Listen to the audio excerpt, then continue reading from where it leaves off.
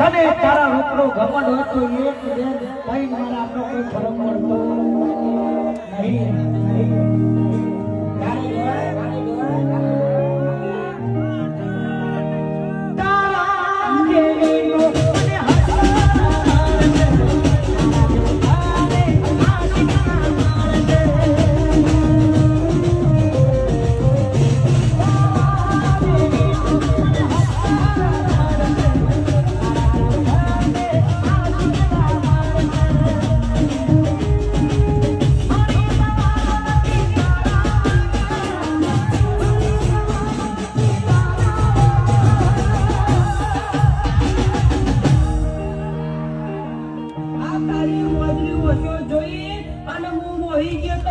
એટલે મને અત્યારે તમારા વગર નહીં ફાવતું, પણ તમારા વગર ફાવશે તમારી ખરી